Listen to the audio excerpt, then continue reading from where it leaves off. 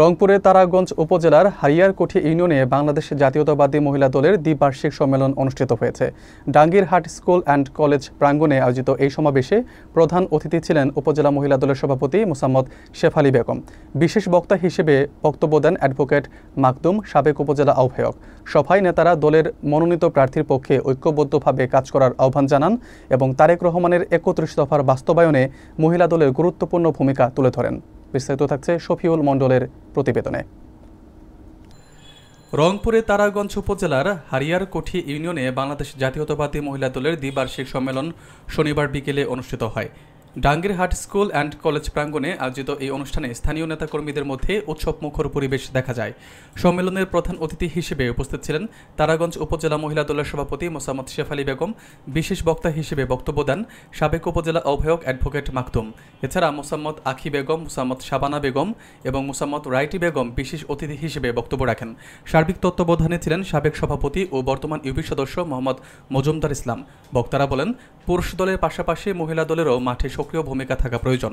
তারা দলের মনোনীত প্রার্থীর পক্ষে ঐক্যবদ্ধভাবে কাজ করার আহ্বান জানান এবং তারেক রহমানের ঘোষিত ৩১ দফার বাস্তবায়নে মহিলা দলের ভূমিকা গুরুত্ব সহকারে তুলে ধরেন। সম্মেলনের সমাপ্তিতে ৩১ সদস্যের আহ্বায়ক কমিটি গঠন করা হয়।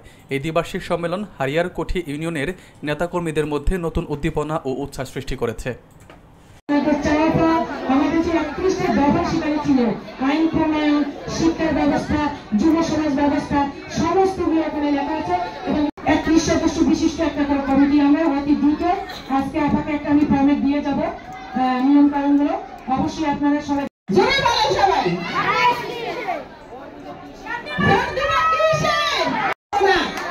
ঠিক আছে, এই যে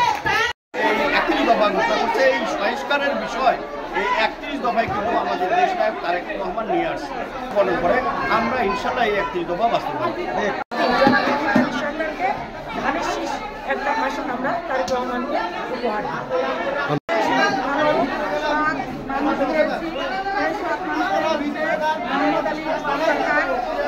যে নেতা আমাদের মোহাম্মদ আলী সরকারকে যে নমিশন দিয়েছে, উনি আমরা এই জন্য তারাগঞ্জবাসী বিপুল ভোটে তাকে ভোট দিয়ে জয়লাভ করে দেব।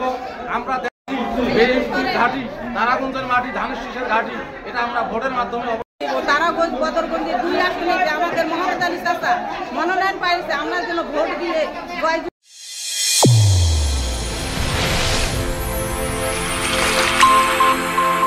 চ্যানেল A1 হৃদয়ের স্পন্দন।